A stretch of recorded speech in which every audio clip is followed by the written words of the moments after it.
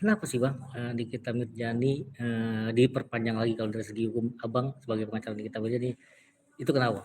Assalamualaikum warahmatullahi wabarakatuh dan selamat malam. Kalau pertanyaan itu yang cocok Anda tanyakan kepada penyidik. Kenapa penyidik itu meminta dilakukan perpanjangan penahanan, walaupun yang memperpanjang itu bukan penyidik, tapi itu atas permintaan penyidik, dan itu di dalam KUHP diatur dalam pasal 29.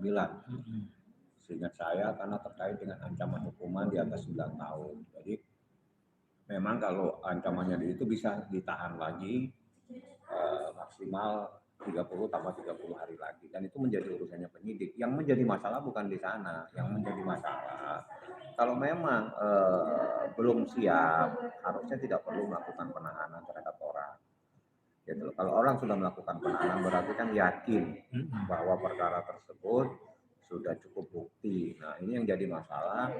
Bukti yang ada di dalam perkara tersebut saat ini lagi saya laporkan oknumnya yang diduga melakukan merekam tanpa izin daripada orang yang suaranya direkam. Dan itu diatur dalam pasal 31 dan pasal 32 Undang-Undang ITE, di mana dalam penjelasan pasal 31 yang dimaksud dengan interupsi itu adalah intercept itu, mohon maaf, intercept itu adalah terkait dengan melakukan perekaman.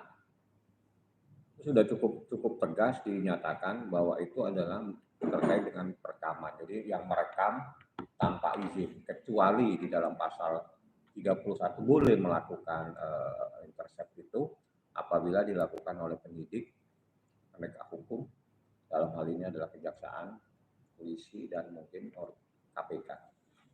Selain itu menjadi ilegal. Nah, manakala bukti yang didapatkan dengan cara ilegal tersebut dijadikan menjadi barang bukti, maka barang bukti itu menjadi barang bukti ilegal. Kalau barang bukti menjadi ilegal, maka proses hukum terhadap perkara tersebut menjadi cacat dan menjadi tidak sah. Gitu loh. Karena apa? Karena semua prosesnya, baik berita acara pemeriksaan dan sebagainya yang saya ketahui, semuanya merujuk kepada barang bukti tersebut.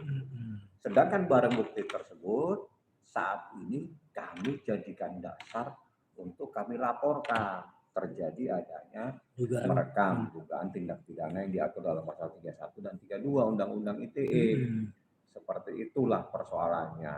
Jadi supaya semua paham, dan itu saya lakukan laporan itu setelah saya melihat prosesnya berjalan, kita biarkan, karena proses itu memang yang saya ketahui ditanyakan rekaman itu. Ada rekaman tanggal sekian pada detik sekian dan seterusnya. Jadi nggak perlu saya perjelas. Yang jelas saat ini barang bukti berbentuk rekaman percakapan yang direkam dan dijadikan bukti itu saat ini saya persoalkan secara hukum, sehingga itu menjadi barang bukti ilegal. Atau yang lebih tegas saya nyatakan, rekaman yang dilakukan oleh seseorang itu menjadi rekaman ilegal. Kalau rekaman ilegal itu dijadikan dasar untuk bukti, maka buktinya pun menjadi bukti ilegal. Itu menurut pendapat saya. Seperti itu.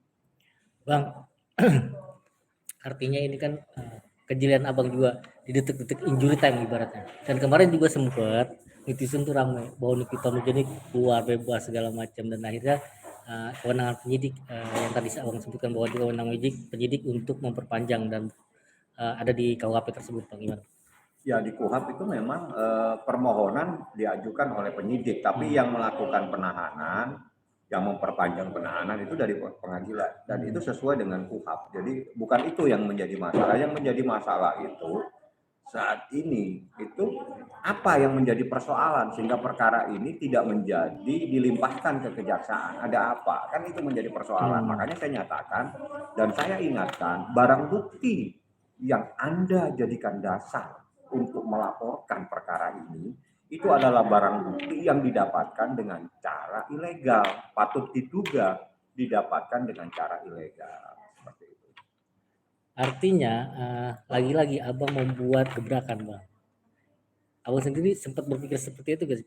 Ya ketika saya ini dari awal tahu, hmm, tapi saya memang melakukan laporan itu di saat-saat yang tepat. hmm, Jadi kalau saya melaporkan pada saat-saat awal, saya yakin beda. Tapi pada saat barang bukti ini dijadikan dasar, dituangkan dalam berita acara pemeriksaan, maka itu menjadi barang bukti di dalam perkara. Dan pada saat menjadi barang bukti dalam perkara, saya persoalkan patut diduga barang bukti tersebut menjadi barang bukti ilegal. Pada saat barang bukti ini menjadi ilegal, maka proses hukum itu harus dipertanyakan kembali. Dan ini akan menjadi persoalan pada saat di persidangan. Dan ini nanti akan menjadi mempersulit jaksa penuntut umum di dalam proses ini. Makanya saya minta harus hati-hati dan harus jeli dalam menyikapi permasalahan tersebut. Saya ingatkan, hati-hati. Ya, itu ada barang bukti saat ini saya jadikan bukti untuk laporan. Jadi walaupun saya hanya membawa rekaman dalam bentuk suara, tapi suara itu adalah sama dengan suara yang dijadikan dasar dalam proses hukum ini. Seperti itu. artinya kan semakin ramai bang ketika hari ini abang di BAP terkait laporan itu, artinya ini bikin ramai bang. Ya, ini saya di BAP dan saya sudah nyampaikan semua bahwa suara itu benar suaranya korban namanya Ismail Marzuki. Dan dia menyampaikan kepada saya, dia tidak pernah merasa memberikan izin untuk percakapan tersebut direkam. Dia bahkan baru tahu percakapan November 2024 direkam oleh mereka pada saat dia diperiksa. Dan pada saat secara utuh rekaman tersebut beredar di Februari tahun 2025. Artinya itu di luar kesepakatan. Tidak, memang tidak ada kesepakatan apa-apa dan tidak mungkin dia juga meminta izin karena memang tidak minta izin, diam-diam dia melakukan. Dia lupa ada pasal diatur dalam pasal 31 dan penjelasannya yang tidak boleh itu juga melakukan perekaman tanpa izin. Meskipun barang bukti tersebut tadi yang abang katakan tersebut tidak dipublish di media sosial ramai, artinya tidak ditransmisi bang. Atau memang Sudah ditransmisi ya, karena itu kan ada ini di, ya ada kan di TikTok, ada iya di di media YouTube. sosial kan, artinya Ya. itu sudah ditransmisi, jadi ya di publik bisa dengar, artinya itu kan tidak apa dia tidak ada kewenangan untuk itu bang.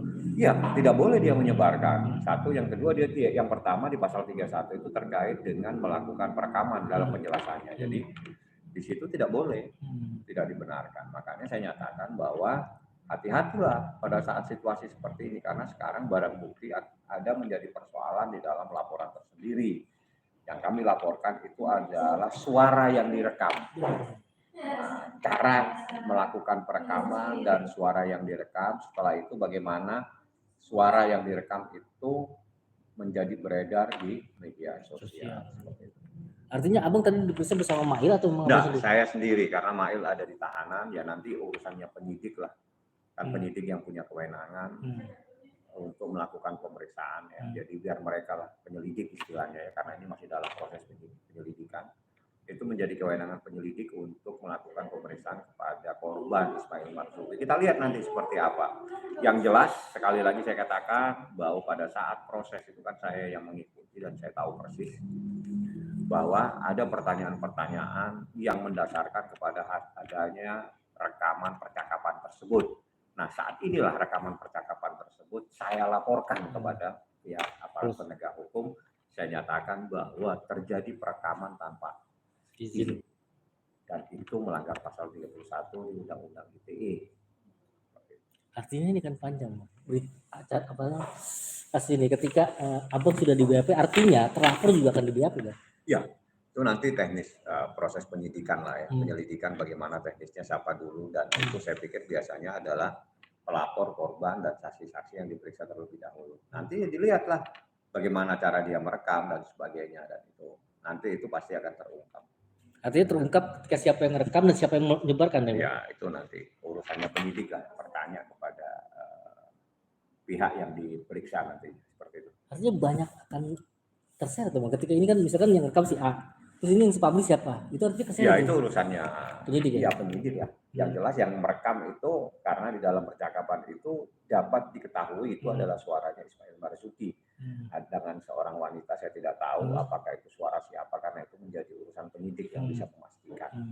Yang jelas kalau suara Ismail Marzuki saya bisa tahu ya walaupun nanti ahli yang akan memastikan suara tersebut, tapi itu suaranya Ismail Marzuki.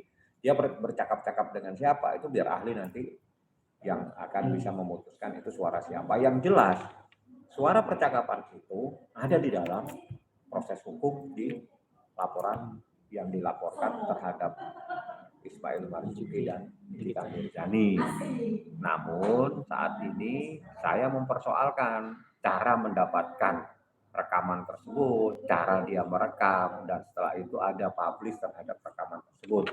Itu diatur dalam pasal 31 dan 32 Undang-Undang ITE seperti itu. Artinya rekaman itu tidak ada kesepakatan Ya, kedua belah pihak, Bang. Mail menyatakan tidak pernah tahu ada rekaman tersebut. Dia tahu ada rekaman tersebut setelah dia ditanyakan dan lebih mendetail secara menyeluruh dia tahu setelah itu dipublish. Publish di media sosial, kalau nggak salah di TikTok dan YouTube sih saya. Seperti itu. Bang, artinya ketika masa tahanan Nikita Mirzani diperpanjang, Nikita Mirzani sendiri seperti apa, Bang? Ya, dia cuma saya beritahu ini proses hukum ya, kita lihat. Yang jelas sampai hari ini belum P21, artinya belum ada keputusan dari jaksa penuntut umum menyatakan bahwa berkas perkara tersebut lengkap. Artinya ada kepastian dari Nikita Mirzani gue bakal bebas dan gue nggak bersalah, Bang, ketika itu nanti prosesnya itu kalau memang istilahnya ini harus tetap bergulir sampai di pengadilan ya pasti akan ramai. Karena di dalam unsur melakukan pemerasan itu ada unsur-unsur, salah satunya itu adalah adanya kebebasan, kemerdekaan seseorang dirampas sehingga seseorang itu terancam jiwanya dan sebagainya. Saya nggak perlu jelasin lah, itu nanti urusan saya di ruangan pengadilan pada saat kita mempersoalkan unsur-unsur daripada tindak pidana tersebut. Saat ini ya kita ikutin aja prosesnya, karena saya lebih banyak tidak menyampaikan sesuatu bagi saya, dan saya menyampaikan sesuatu langsung dengan cara melaporkan intisari permasalahan tersebut. Jadi barang bukti yang menjadi intisari permasalahan itu saya laporkan polisi. Ya, kita lihatlah. Ya menurut saya sebagai orang yang ahli hukum, saat ini ada objek yang menjadi ilegal ya? Identitas yang menjadi objek untuk bukti dalam sebuah laporan itu saat ini lagi kita uji. Menurut saya patut diduga cara merekam dan rekaman tersebut adalah didapat dengan cara ilegal. Bang, kalau soal pasal pemerasan itu, artinya kita jelaskan lagi ke teman-teman yang belum tahu kemarin. Dugaan pemerasan itu seperti apa sih, Bang? Tidak bisa kalau orang dalam keadaan bebas merdeka. Dia bisa kalau nggak mau ngasih, ngapain dia pusing? Apakah dengan dia tidak memberikan uang ada terjadi sesuatu? Tidak. Dia sendiri artinya memang tidak ada unsur pemerasan. Yang ada adalah unsur meminta tolong dengan seseorang. Ya, dia kan ingin minta tolong. Dengan dia minta tolong akan memberikan sesuatu dan ada feedbacknya, dia harus melakukan apa. Salah satu adalah melakukan hal-hal yang baik, mereview yang baik-baik saja. Itu adalah kompensasi atau bargaining atau tawar-menawar atau kesepakatan ya. Saya bisa katakan itu kesepakatan lisan. Saya nggak perlu jelaskan lagi lah. Kalau dugaan panjang, udah biarin aja lah, itu menjadi urusan saya di ruangan pengadilan. Kalau dugaan TPPI, Bang? Kan itu lebih parah lagi. Nggak usah kita jelasin. Artinya itu kan masuk di laporannya yang... Ya, kalau orang lapor boleh-boleh saja, tapi proses pembuktiannya bagaimana? TPPU itu adalah menyamarkan sesuatu dari hasil kejahatan, disamarkan. Pemahaman disamarkan berarti tidak ketahuan. Itu samar. Tapi kalau ketahuan apa yang namanya TPPU? Nggak perlu saya jelaskan lah, nanti tambah orang lebih paham lagi nanti. Udah biarin aja lah. Bang, artinya Nikita Mirzani pun dengan senang hati juga, Bang, ketika ini diperpanjang ya, Bang? Ya enggak juga. Enggak ada orang senang. Tapi yang jelas dia harus paham. Saya jelaskan ini proses hukum yang harus kita lalui. Merasa berat gak sih, Bang, dia? Ya ini harus dilalui, bukan masalah berat ringan. Ini kan bukan lagi persoalan mengangkat barber, tapi ini adalah persoalan yang proses hukum yang harus dilalui.